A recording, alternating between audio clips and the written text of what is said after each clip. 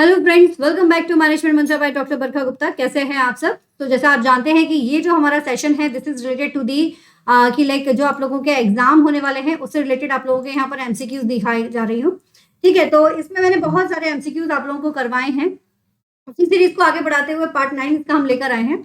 बहुत जल्द मेरा प्लान है कि 1 अगस्त से हम कोशिश करेंगे कि हम आप लोगों के लिए लाइव क्लासेस में लेकर आऊंगी एमसीक्यूज, और जिससे कि आप लोगों का जो प्रैक्टिस है वो और ज्यादा अच्छी हो जाएगी। ठीक है, तो वो मॉक टेस्ट हम लोग लाइव भी करेंगे। तो ये जो कुछ क्वेश्चंस हैं आपके, ये पीवाईक्यू प्लस आपके एक्सपेक्टेड एमसीक्यूज मिक्सअप है। ठीक है, तो इन्हीं को हम यहाँ पर आज करने वाले हैं। तो जल्दी जल्दी से जुड़ जाइए हमारे साथ में। तो जो भी बच्चे जिन्होंने अभी तक सब्सक्राइब नहीं किया, सब्सक्राइब कर दीजिए, टेलीग्राम ज्वाइन कर लीजिए, जिससे कि आपको लेटेस्ट जो अपडेट है वो मिलना शुरू हो जाए। सो गाइस, बिफोर स्टार्टिंग एक ऑर्गेनाइजेशन है IFAS, उसके बारे में आप लोगों को बताना चाहूंगी। ये NTUGC नेट की प्रिपरेशन कराती है, जिसमें आप लोगों को डिफरेंट सब्जेक्ट्स की भी प्रिपरेशन कराई जाती है, मैनेजमेंट की भी प्रिपरेशन कराई जाती है, मॉक टेस्ट भी होता है। अगर आप इसमें ज्वाइन करना चाहते हैं तो MM10 इस कोड को अप्लाई कर दीजिए। इसके थ्रू आप लोग को जो भी सब्सक्रिप्शन लोगे उस पर आपको डिस्काउंट मिल जाएगा। इसकी वेबसाइट जो है वो नीचे डिस्क्रिप्शन बॉक्स में आपको मिल जाएगी, और यहाँ पर भी गिवन है, और डिस्क्रिप्शन बॉक्स में भी इसका ऐप और वेबसाइट जो है वो आप लोग देख सकते हो। नए बैच भी इसमें स्टार्ट हुए हैं, जैसा आप जान रहे हैं, तो वो आपको यहाँ पर दिख सकता है। तो चलिए शुरू करते हैं हमारा आज का session. So question number 1, which one of the following. अच्छा, एक और चीज जो क्वेरी आई थी कि क्या एग्जाम में क्वेश्चन जो होता है वो सिर्फ इंग्लिश में आता है क्या? नहीं, वो इंग्लिश और हिंदी दोनों में ही आते हैं। क्वेश्चन जो है वो इंग्लिश और हिंदी दोनों में ही आते हैं, तो बिल्कुल आप बेफिक्र रहिए। ठीक है, तो अगर आपको कोई क्वेश्चन इंग्लिश में नहीं समझ में आता है, आप हिंदी में उसको देख सकते हैं। रूल आपको पता ही है, रूल है, ये रिकॉर्डिंग जरूर है, लेकिन आप अपने इस हिसाब से करेंगे कि सबसे पहले आप क्वेश्चन देख के आंसर खुद करेंगे, उसके बाद आप इसका राइट आंसर देखेंगे। राइट, चलिए शुरू करते हैं। विच one of the following will be the appropriate pricing strategies for the new product expecting and expanding market. अब यहाँ पर क्या पूछा जा रहा है कि भाई आपके लिए कौन सी प्राइसिंग स्ट्रेटेजी यूज करेंगे जब एक न्यू प्रोडक्ट जो है ना, न्यू प्रोडक्ट है और एक्सपांडिंग मार्केट हमारा है, तो उस केस में आपकी कौन सी प्राइसिंग स्ट्रेटेजी यूज होगी? मोनोपोली, स्कीमिंग, पेनिट्रेशन या फिर डिफरेंशियल प्राइसिंग? तो the right answer is C guys, penetration market. हमेशा ध्यान रखिएगा, न्यू प्रोडक्ट के लिए जो है वो आपका पेनिट्रेशन मार्केट प्राइसिंग जो है वो यूज की जाती है। चलिए नेक्स्ट क्वेश्चन। यहाँ पर आपको एक लिस्ट दी गई है, list 1 and list 2। Loss leader, unchanged pricing, basic point pricing और स्कीमिंग प्राइसिंग। ये यहाँ पर आपको कुछ प्राइसिंग दी गई है और यहाँ पर इसकी कुछ डिटेल दी गई है। Locational price differentiation, product with high initial demand, product line pricing और ऑलिगोपोली प्राइसिंग। आपको इतना बताना है कि कौन सी चीज कहाँ पर मैच कर रही है, उसको आपको ध्यान में रखना है। तो कौन किसको कहीं से भी आपको लिंकअप दिखता है, छोटा भी दिखता है, तो बस उसी को आप बेस कर लीजिए। चलिए तो देखते हैं क्या है इसका right answer. So the right answer is B. इसका सही आंसर है आपका बी। लॉस लीडर का मतलब है यहाँ पर that is related to the product line pricing. ठीक है, product line pricing. Unchanged pricing, जहां पर आपकी प्राइसिंग को चेंज नहीं किया जाता है, वो कौन सी कंडीशन है? That is oligopoly pricing.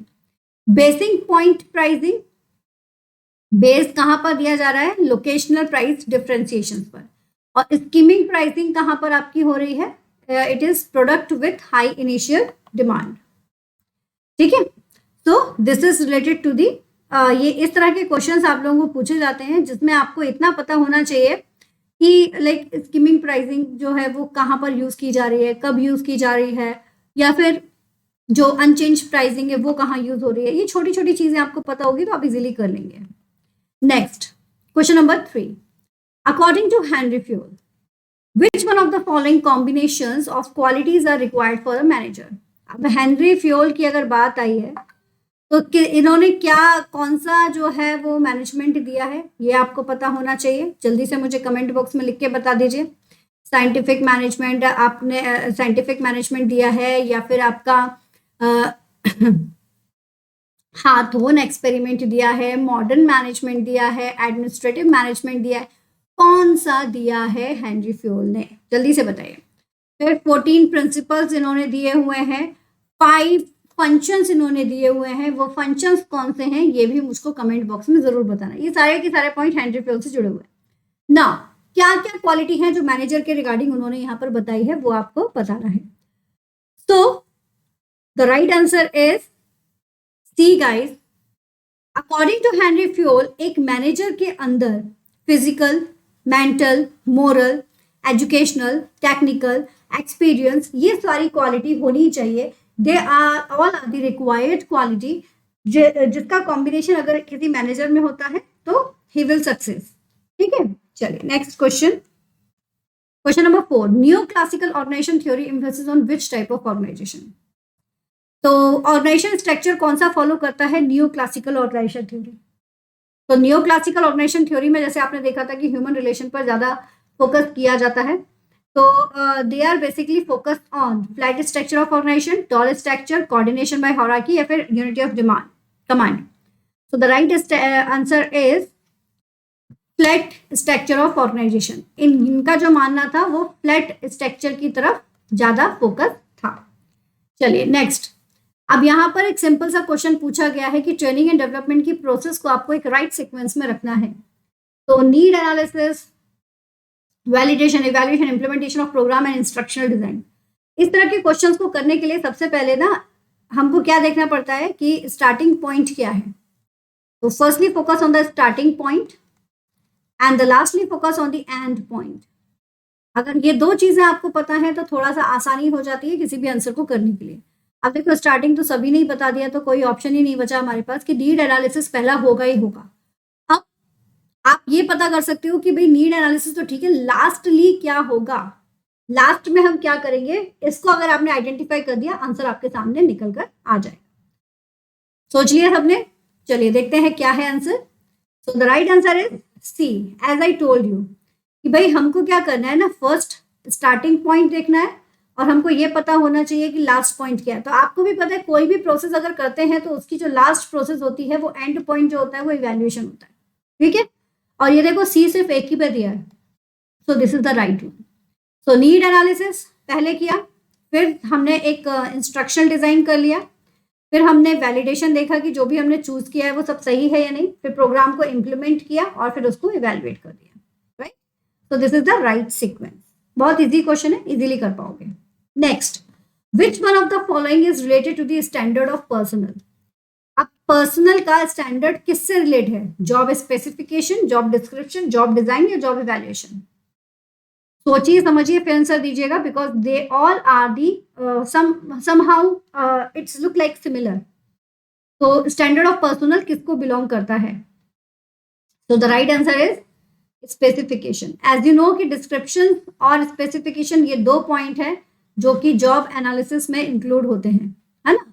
जो जॉब एनालिसिस है इसके दो पैरामीटर्स होते हैं, job specification and job description. Specification में जो पर्सन होता है उस पर्सन की फुल डिटेल मौजूद होती है और यहाँ पर उसकी जॉब से रिलेटेड सारी इंफॉर्मेशन मौजूद होती है। राइट, तो the right answer is job specification. Question number 7, under the employee state insurance act 1948, इसमें आपका होता है sickness benefit can be paid for which one of the following maximum period.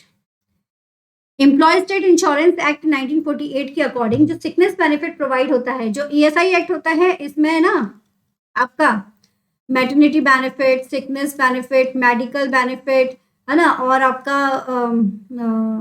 एक और होता है, मतलब इसमें करीबन आपके 5 बेनिफिट्स होते हैं। तो इन 5 बेनिफिट में से एक है आपका सिकनेस बेनिफिट। तो ये सिकनेस बेनिफिट में आपको मैक्सिमम पीरियड क्या है जब आपको पैसा दिया जाता है?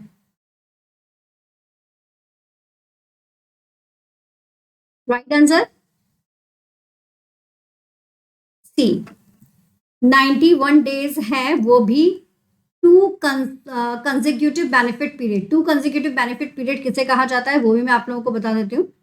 यहाँ पर एक्चुअली क्या होता है ना कि 6 मंथ का एक पीरियड माना जाता है। ठीक है, ठीक है, तो 6 मंथ का आपका एक पीरियड होता है। तो उसके चलते 2 पीरियड्स की अगर हम बात करें तो 2 पीरियड्स यानी कि 12 मंथ्स के आपके रहेंगे। तो उन 12 मंथ्स में आप जो सिकनेस बेनिफिट है वो आप 91 डेज की ले सकते हैं अकॉर्डिंग टू सिकनेस बेनिफिट। इसे ही कहा जाता है आपका 2 कंसेक्यूटिव बेनिफिट पीरियड। ठीक है, 6 मंथ का एक पीरियड आपका होता है। Now question number 8, which one of the following component is not a part of board marketing environment. अब आपको यहाँ पर बताना है कि ब्रॉड मार्केटिंग एनवायरनमेंट का कौन सा जो है वो पार्ट कंपोनेंट नहीं है। Technological environment, task environment, demographic environment या फिर natural environment. Not the part of broad marketing environment, technological environment, task environment, demographic environment या natural environment. So the right answer is B. क्यों? देखो, जो broad environment आपका होता है इसके 6 कंपोनेंट होते हैं। First, demographic environment, second, economic environment, natural environment, technological environment, political and legal environment and social cultural environment. और जिसमें टास्क एनवायरनमेंट कोई है ही नहीं, और नॉर्मल भी देखा जाए तो टास्क एनवायरनमेंट ऐसा कुछ होता भी नहीं है ना। तो इसलिए the right answer is task environment because this is not the part of broad marketing environment. Another 6 जो 6 आपके जो है वो आपके सामने मौजूद है। The next one is temporarily reducing price to increase the short run sale in an example of which one of the following। Very important question guys, ये बहुत इंपॉर्टेंट क्वेश्चन है कि शॉर्ट रन सेल को बढ़ाने के लिए जब अगर हम टेम्पररी किसी के प्राइस को रिड्यूस कर देते हैं, मतलब 100 की चीज़ आप 80 में बेच रहे हो, तो वो कौन सी स्कीमिंग होती है, कौन सा प्राइसिंग स्ट्रैटेजी वो होगी। Segmented pricing, promotional pricing, dynamic pricing या geographical pricing. Which kind of pricing is this? I think आप लोगों को ये पता होगा। The right answer is B guys, promotional pricing. This is the kind of promotion जिसमें आप अपने प्रोडक्ट को शॉर्ट रन सेल को इंक्रीज करने के लिए आप टेम्पररी रिड्यूस कर देते हो। कहते हैं ना सेल सेल सेल वो निकली हुई है तो भाई जल्दी से जाके कर लो, नहीं तो क्या होगा, जो सामान है वो कैसा हो जाएगा, उसकी कमी पड़ जाएगी। वो वाला हिसाब यहाँ पर होता है। अब इसके अलावा जो प्राइसिंग है उनको भी हम देख लेते हैं, जैसे कि सेगमेंटेड प्राइसिंग क्या होती है। ये जो सेगमेंटेड प्राइसिंग होती है, यहाँ पर क्या होता है, different pricing for the same और सिमिलर प्रोडक्ट और सर्विसेज। यहाँ पर डिफरेंट प्राइस आपका तैयार किया जाता है, डिफरेंट प्राइस आपका दिया जाता है सिमिलर प्रोडक्ट और सर्विस के लिए भी। और ये थोड़ा सा प्राइस सेंसिटिव होता है और कस्टमर टू कस्टमर यहाँ पर प्राइस या प्रोडक्ट टू प्रोडक्ट प्राइस जो होता है वो डिफरेंशिएट होता है। ठीक है। और दूसरा है आपका प्रमोशनल प्राइसिंग। तो जैसा हमने बताया ये सेल्स की एक स्ट्रेटजी होती है जिसमें ब्रांड जो होता है वो क्या करता है कि टेम्पररी प्राइस को रिड्यूस कर देता है जिससे कि ज़्यादा से ज़्यादा कस्टमर को और ज़्यादा अट्रैक्ट किया जाए, और ये शॉर्ट टाइम पीरियड के लिए होता है। डायनामिक प्राइसिंग, जिसको और भी सुन लीजिए इसके नाम, इसको search pricing, demand pricing, time based pricing के नाम से भी जाना जाता है। ये जो डायनामिक का जैसे आपको मतलब ही पता है, डायनामिक का मतलब होता है फ्लेक्सिबल। ठीक है, तो this is the flexible pricing होती है जो प्रोडक्ट्स और सर्विसेज को करंट मार्केट की डिमांड के अकॉर्डिंग देता है। जैसे कि अम्ब्रेला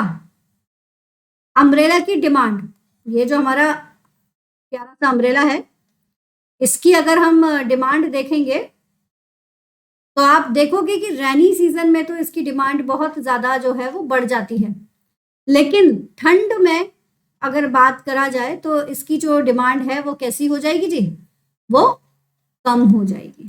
ठीक है ना, तो इसलिए इसका जो प्राइस है वो कैसा हो जाएगा, वो थोड़ा सा कम हो जाएगा। तो that is the flexible price. ठीक है। नाउ जियोग्राफिकल प्राइसिंग बड़ा ही सिंपल सा है। जियोग्राफिकल प्राइसिंग, जियोग्राफिकल लोकेशन के अनुसार प्राइस आपकी अलग अलग होती है। ठीक है ना, तो सेम गुड्स है और राजस्थान में उसका जो रेट है वो मान लीजिए कि 200 रुपये है, तो यूपी में उसका रेट आपको 180 रुपीज़ मिल रहा है।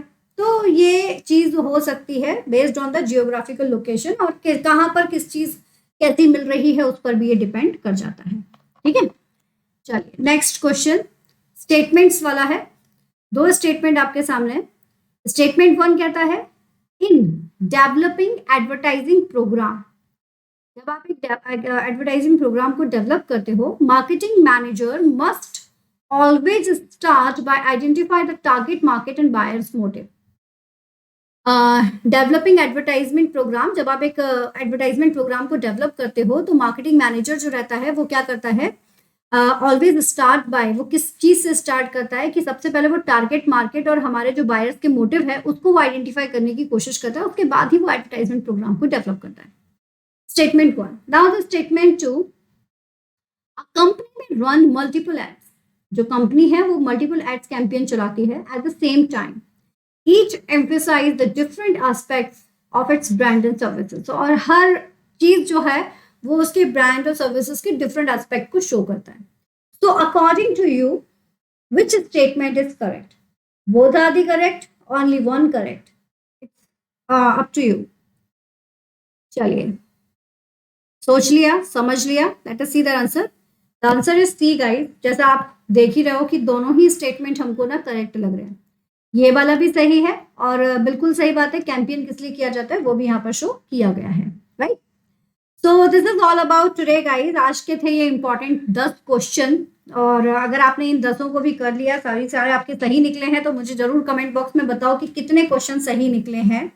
टेलीग्राम ज्वाइन कर लीजिए गाइज, और लाइक करना बिल्कुल मत भूलिएगा, शेयर कीजिए और सब्सक्राइब कीजिए, और जहां हो सकता है बेल आइकन को प्रेस कर दीजिए, जिससे कि आपको अपकमिंग जितने भी हमारी क्लासेस हैं उसकी नोटिफिकेशंस मिलना शुरू हो जाए। Okay guys, thank you so much, keep study hard with smart, all the best, take care.